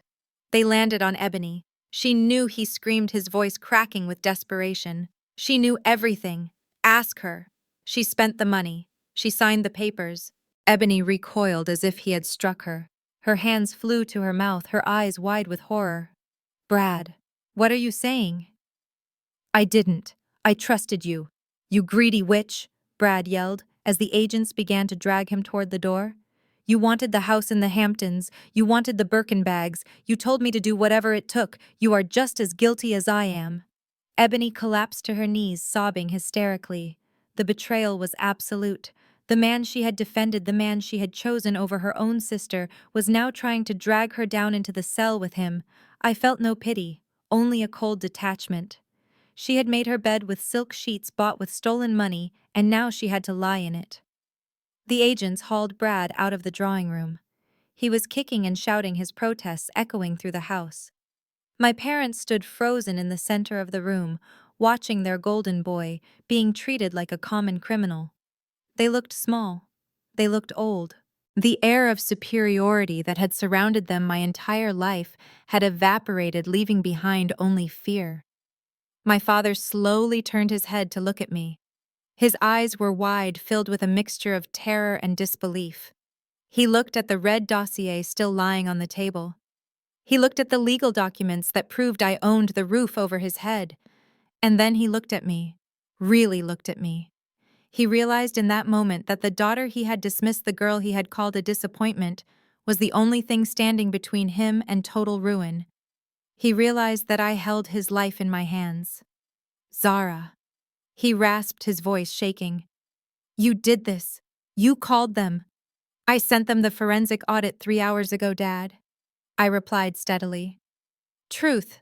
Scan automatically flags criminal activity to the authorities when it exceeds a certain threshold. Brad crossed that threshold years ago. I just provided the map. My mother made a low, keening sound. But the neighbors, she whimpered. The neighbors will see. I walked over to the window and looked out. The driveway was a circus. The police lights were blinding, but beyond them I could see the street. The quiet, exclusive cul-de-sac was alive with activity. You are right, Mom, I said. The neighbors are seeing everything. I walked out the front door following the agents. The rain had stopped, leaving the air crisp and cold. Brad was being shoved into the back of an unmarked black SUV. He was still shouting, still blaming everyone but himself. I stood on the top step of the porch, looking out at the scene. Across the street, Mrs. Vanderwall, the head of the Homeowners Association, was standing in her driveway, in her silk bathrobe, holding her phone up, recording everything. Next door, the senator's wife was peering through her curtains. A group of teenagers from down the block had gathered on the sidewalk, their phones raised, capturing the downfall of the King family in high definition for TikTok. This was the nightmare my parents had spent their lives trying to avoid. Public humiliation, the loss of face, the shattering of the perfect image. They had sacrificed my happiness, my mental health, and my future to protect this image, and now it was being live-streamed to the world. Brad locked eyes with me through the window of the SUV. He stopped screaming. He just stared. I raised my hand and gave him a small wave. Goodbye, Brad. The car pulled away, tires crunching on the gravel, followed by 2 police cruisers. The sirens faded into the distance, but the murmurs of the neighbors grew louder. I turned back to the house. My parents were standing in the doorway, huddled together like survivors of a shipwreck. Ebony was still on the floor inside, wailing. They looked at me with pleading eyes. They were waiting for me to fix it. They were waiting for me to tell them I had a plan to save their reputation, to make the neighbors forget, to bring back the comfortable lie they had lived in. But I was done fixing things. I was done saving them. I walked past them back into the house. I picked up my clutch purse from the table. I signaled to Darius and Chen. We are done here, I said. My father reached out a trembling hand to stop me. Zara, please. What happens now? Where do we go? I looked at him. I looked at the man who had told me I wasn't smart enough. I looked at the woman who had told me I wasn't graceful enough. You live here, Dad, I said, my voice devoid of emotion. As long as I say you can. But remember, every time you look out that window, every time you see the neighbors whispering, you are living in my house. You are eating food bought with my money. And you are safe because I allow it. I walked out the door and down the steps toward my Bentley. The neighbors lowered their phones as I passed, watching me with a new kind of respect. They didn't see the disappointment anymore. They saw the woman who had cleaned house. I got into the car and closed the door, shutting out the noise, the lights, and the ruins of my family. Drive, I told Silas. As the car pulled away, I didn't look back. I didn't need to. I knew exactly what I was leaving behind. And for the first time in my life, I knew exactly where I was going. The silence that descended on the foyer after the heavy oak door clicked shut was suffocating. The flashing red and blue lights had faded into the distance, leaving the estate in a stillness that felt more like a tomb than a home. The adrenaline that had fueled the confrontation was ebbing away, leaving behind the cold, hard reality of the wreckage. My parents stood in the center of the hallway looking like ghosts haunting their own house. My father Julian was leaning heavily against the wall, his hand trembling as he wiped sweat from his forehead. My mother Vivian was clutching the banister, her eyes darting around the room, as if expecting the furniture to be repossessed at any second. And my sister Ebony was still slumped on the floor, a puddle of emerald green silk and misery. I walked back into the dining room, where the remnants of the disastrous dinner still lay on the table. The congealed lamb, the spilled wine, the shattered glass. It was a perfect tableau of the King family legacy, broken, messy, and expensive. I picked up my clutch purse and checked my phone. My driver Silas was waiting. I was ready to leave, but I knew I could not walk out just yet. I had to deliver the sentence. I returned to the foyer. My father looked up at me. His eyes were red-rimmed, and for the first time in my life, I did not see the imposing judge who terrified defendants. I saw a scared old man who had lost control of his world. Zara. He croaked, his voice cracking. You bought the debt. You said you bought the debt. Does that mean we have to leave? Are you evicting us? My mother let out a small whimper at the word eviction. She looked at me with wide, pleading eyes. The arrogance was gone.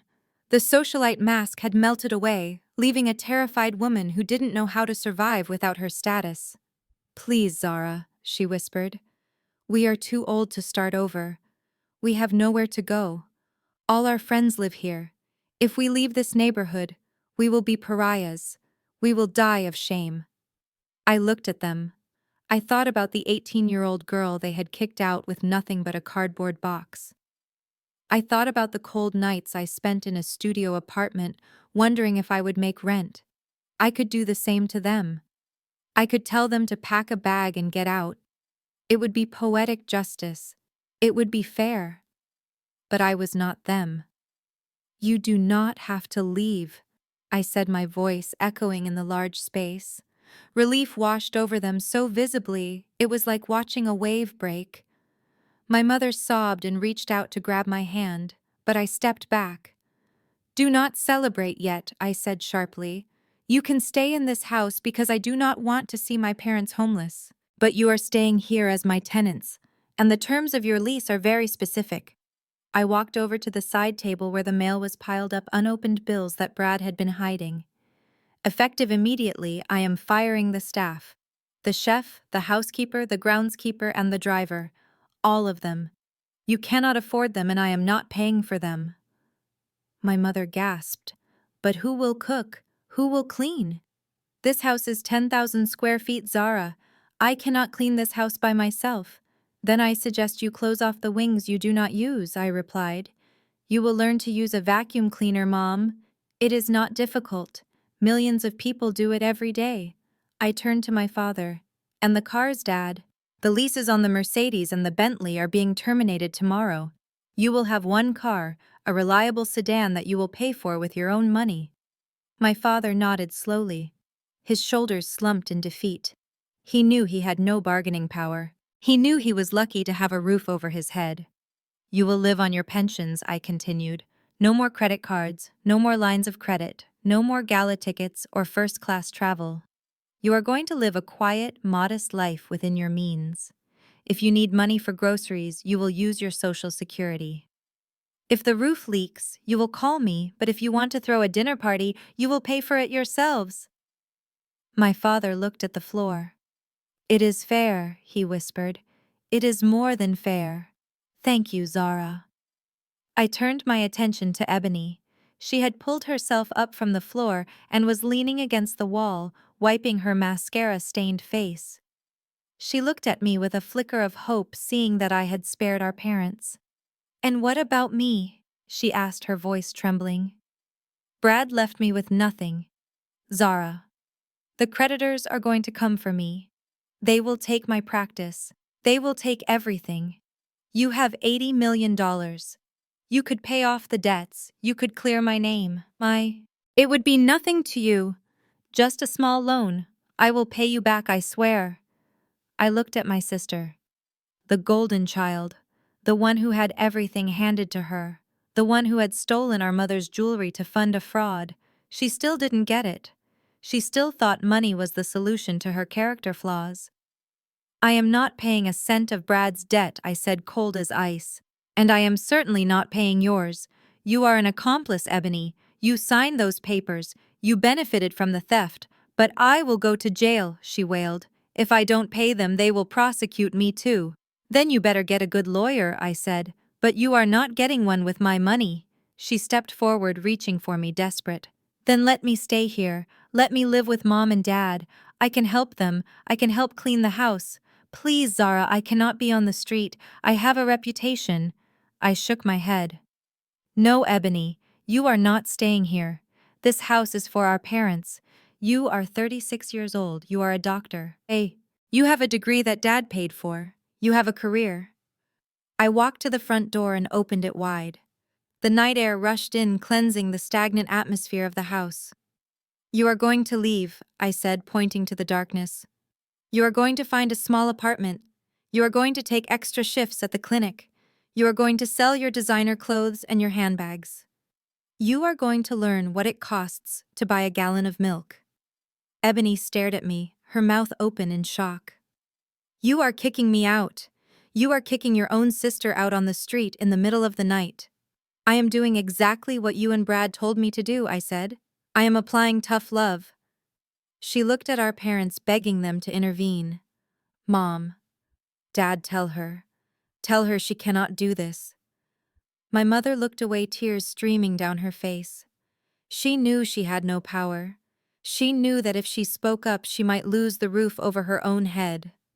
My father just closed his eyes and turned his back. You are on your own, Ebony, I said. Just like I was. Ebony let out a scream of frustration. You are a monster. You are enjoying this. You are cruel. I am not cruel, I said, my voice steady and calm. I am not tansing you. I am not sending you to prison. I am giving you the greatest gift anyone has ever given you. I walked over to her and looked her dead in the eye. I am teaching you the lesson that Brad loved to preach at the dinner table. I am teaching you about financial responsibility. I gestured to the door. Now get out. Ebony looked around the room one last time, realizing that no one was coming to save her. She grabbed her purse and ran out the door, sobbing into the night. I watched her go.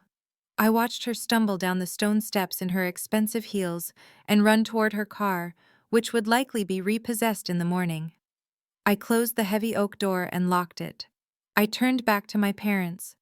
They stood there in the silence, looking small and gray in their finery.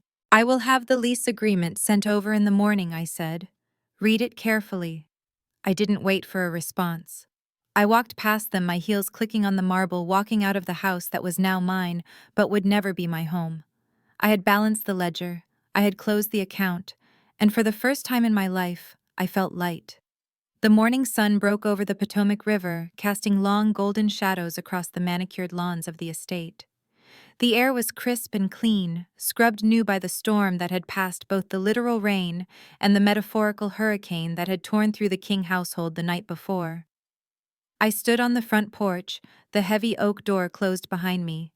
I took a deep breath, filling my lungs with the scent of damp earth and boxwood hedges. For 32 years, this air had tasted like anxiety. It had tasted like the pressure to be perfect, the fear of being less than, the bitter metallic tang of rejection. Today it just tasted like air. I turned around and looked at the house one last time. It stood there imposing and grand with its red brick facade and white pillars. Growing up, this building had been a fortress, a temple where I was expected to worship at the altar of my family's ego. It had been a prison where my dreams were confiscated and replaced with their expectations. I used to look at these windows and wonder what I had to do to belong inside. I used to touch the brick and wish I could absorb some of its strength. Now I looked at it, and I felt nothing. No fear, No longing. No anger. The emotional tether that had snapped me back to this place time and time again was gone. The house was no longer a symbol of my inadequacy. It was just a structure. It was four walls and a roof. It was wood and stone and glass. It was a line item on a spreadsheet. It was asset number 4 in the King Real Estate Holding LLC portfolio. I owned the mortgage. I owned the equity. I owned the very ground it stood on. The monsters inside were no longer giants, they were just my tenants living on a lease that I could terminate at will. The power shift was so absolute it was almost disorienting, like stepping off a boat onto solid ground after weeks at sea. I walked down the stone steps, my heels clicking a steady rhythm. I did not rush. I did not run. I walked with the easy pace of a woman who had nowhere to be, but exactly where she wanted. The driveway was empty now. The police cruisers were gone. The neighbors had retreated behind their curtains, probably nursing their coffees and their gossip. The black Bentley was waiting for me, the engine purring softly, a beast ready to carry me away. Silas was standing by the open rear door, his posture perfect, his face impassive. He had seen everything last night. He had seen the arrest, the screaming, the tears. But he looked at me now with a quiet nod of respect. He didn't see the little girl who used to cry in her room. He saw the CEO. "Good morning, Ms. King," Silas said, his voice low and steady. "I trust you slept well."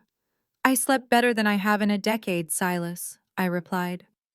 I slid into the back seat, sinking into the leather that smelled of success and freedom. Silas closed the door with a solid thud, sealing me inside my own private sanctuary. The tint on the windows turned the bright morning into a cool, serene twilight. I looked out at the house one last time as the car began to move. I saw a curtain twitch in the upstairs window of the master bedroom. My mother watching me go. I didn't wave. I didn't feel the need to offer one last gesture of reassurance. She had her house. She had her husband. She had the consequences of her choices. That was enough. "Where to, Ms. King?" Silas asked, catching my eyes in the rearview mirror. "Are we heading back to the office?" I sat back, crossing my legs and smoothing the fabric of my dress. I thought about the office. I thought about the servers humming in the dark, the lines of code that had brought me here, the team that was waiting for me. But that wasn't where I was going. Not today. Today was for the future. "Take us to Dulles, Silas." I said, a small smile playing on my lips. "I have a meeting in Silicon Valley. The partners at Sequoia want to discuss the Series B for my next venture. And after that, I think we need to make a stop." "A stop, ma'am?" Silas asked. "Yes," I said, looking out at the trees blurring past. "I want to go to a shelter. I think it is time I got a dog. A real one. Not a prop for a family photo. A companion who knows the meaning of loyalty." Silas smiled, his eyes crinkling in the mirror. "That sounds like a fine plan, Ms. King. A very fine plan indeed." The car accelerated, gliding effortlessly onto the highway, leaving the prestigious zip code of Potomac behind. I reached into my purse and pulled out my phone. It was the old phone, the one with the cracked screen, the one that held years of desperate text messages, ignored calls, and pleading voicemails. It held the digital history of a daughter begging to be loved. It held the contacts for people who only called when they needed money or a scapegoat. I looked at it for a long moment. It felt heavy in my hand, heavy with the weight of ghosts. I thought about deleting the messages. I thought about blocking the numbers. But that felt like maintenance. That felt like keeping the door cracked open just a sliver. I didn't want a crack. I wanted a wall. I rolled down the window. The wind rushed in, loud and chaotic, whipping my hair around my face. It felt bracing. It felt like cleansing fire. I pressed my thumb against the side of the phone and popped the SIM card tray open. I pulled the tiny chip out. It was such a small thing to hold so much pain. It was a microchip of misery. I held it between my thumb and forefinger, letting the wind buffer it. "Goodbye," I whispered. Not to them, but to the version of me that needed them. I flicked my wrist. The SIM card spun away into the wind, a tiny speck of gold and plastic disappearing instantly into the blur of the highway. It was gone. The connection was severed. The line was dead. I tossed the phone onto the seat beside me. I would buy a new one when I landed. A new number, a new list of contacts, a list filled with people who respected me, people who challenged me, people who showed up.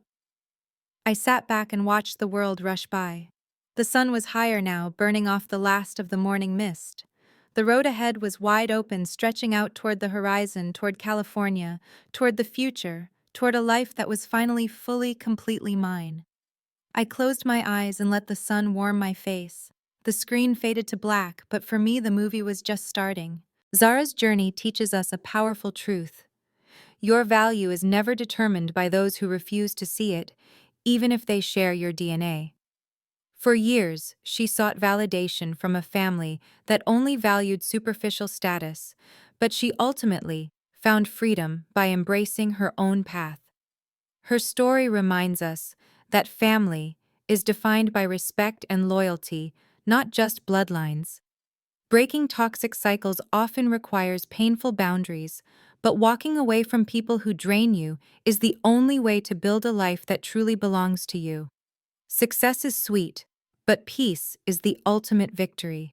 If you've ever had to choose your own peace over family expectations, hit that like button and subscribe for more stories of resilience and triumph.